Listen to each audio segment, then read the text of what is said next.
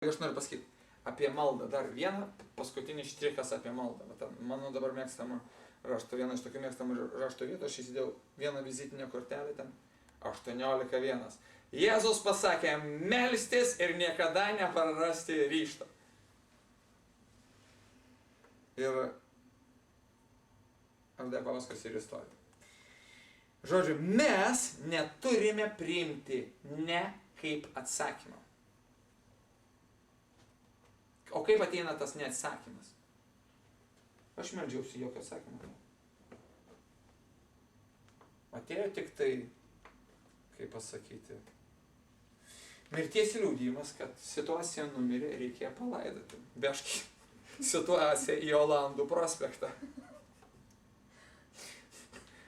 Dievas nori išugdyti mumyse Kristaus charakterį. Kristus niekada nesakė, tai 3 dienos, 4 dienos, sorry, girls, sorry, tikrai jūs teisios, jisai tikrai smirda ir tikrai, aš čia trupučiuką padauginau, perlenkiau trupučiuką, aš matau, kad jūs teisios, su Lozorium nieko nesigaus. Gerai.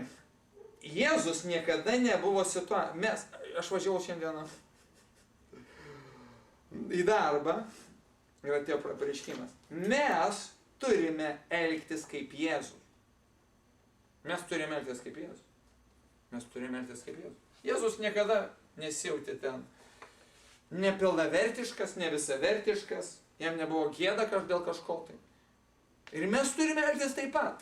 Mes esame Jėzaus atstovai. Ir mes turime elgtis kaip Jėzus. Papasakosiu istoriją. Tirpiklis. Vakar aš einu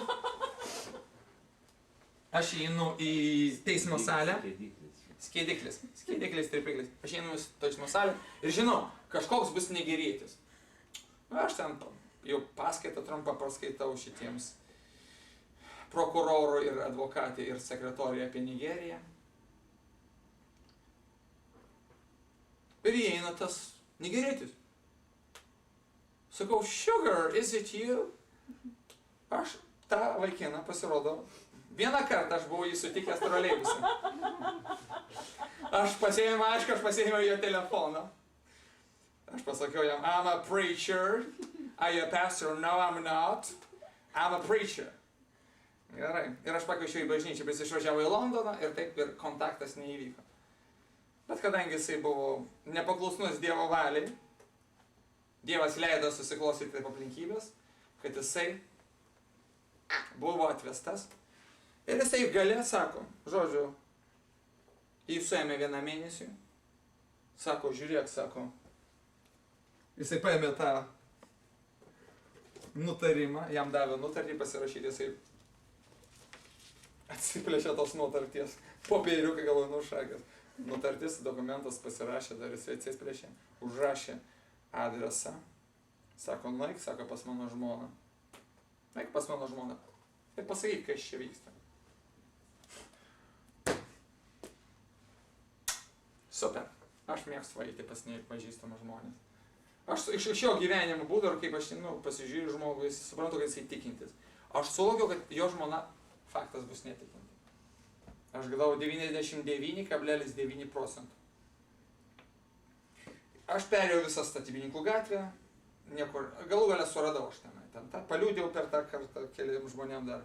Nes ten Statybininkų gatvėje nėra nuo 1 iki 5 numerio, nei vieno numerio, kur užrašyta, kad numeris nėra, aš einu į bendrabutį. Sakau, koks čia numeris? Sako, 3. Gerai, aš išsiaiškinau ir paliūdėjau dar tai komendantai. Budėtai, jinai pasako, spasiba, što prasvitėlė. Bet paskui, žiūrėkit, koks mūsų turi būti nuostata realiai. Ir tokia maldoja turi būti nuostata. Ir iš viso kiekvieno gyvenimo situacijų, aišku, iki protingų ribų. Aš galų gale surandu tą bendrabutį. Iškvočiu, koks yra kodas, nes ten su kodu. Paliūdiju tai, kuri kodą man pasakė, aš užlipu į 2 aukštą. Ir žinote, kaip yra bendrabučiuose? Tu atsirandi prie kolektyvinių durų, kur yra 2 eilės mygtukų. Ir aš spaudžiu 23. 1. Ir kol aš suradau, jau buvo 10 valandų vakaro. Nes aš nuėjau į vieną pusę, į antrą pusę, nei vieno numerio, aš nežinau, kur prasideda numeracija. Žodžiu, nėra, neatsako.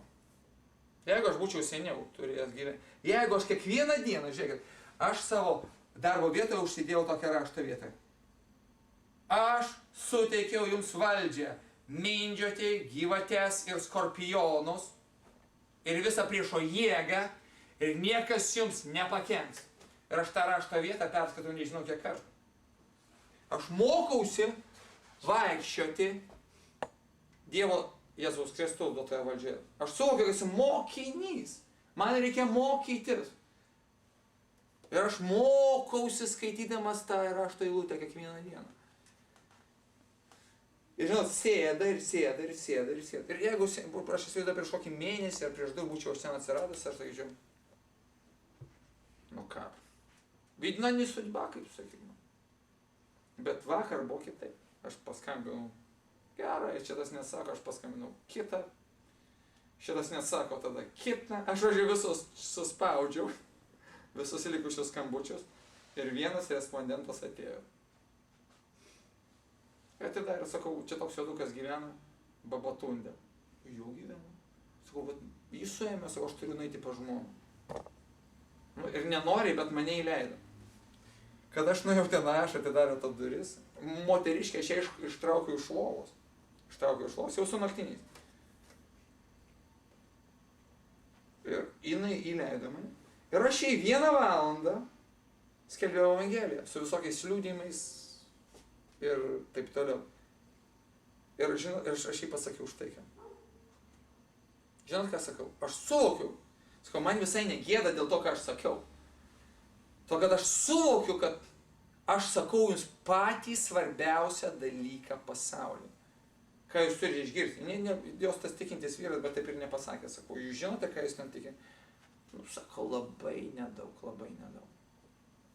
Žodžiu, jinai šlovingai atidavė savo širdį Jėzui Kristui. Aš jos ir dar telefoną pasėmiau. Paėmiau tą anglišką vyro Bibliją ir sakau, jūs mokat angliškai, sakau, skaitykite Evangeliją pagal Joną. Žodžiu. Bet mes turime iš tikrųjų, brangieji, mes esame Jėzaus Kristaus kūno nariai. Mes esame Jėzaus Kristaus atstovai. Esame atstovaiso.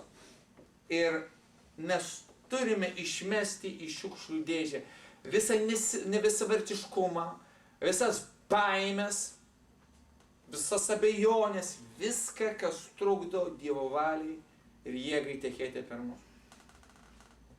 Ar amen? Amen. Halleluja. Dieve, mes dėkojam, kad tu su mumis. Mes dėkojam, kad tu mus pasirinkai, kad tu mus išplėšiai, Dieve, iš tamsybių valdžios ir perkeliai į savo mylimos sūnaus. Mes dėkojam, kad esam tavo pedagoginiam lavinimo procese, Dieve. Mes dėkojam, Dieve, kad tu esi puodžius, o mes esame molės, Dieve, kad tu mus formuoji, kad tu mus keiti. Iš šlovės į šlovę, Dieve. Halleluja. Mes dėkojam, kad turim valdžią šiandieną, Dieve, mindžioti gyvates ir skorpionus ir visą priešo jėgą. Ir niekas mums nepakenks. Mes dėkojam, Dieve, kad mes turim tave, Tėvą, Dievą visagalį, kuris yra atkaklių maldų atsakinėtojas. Halleluja. Tau atiduodu visą šlovę ir visą garbę. Amen.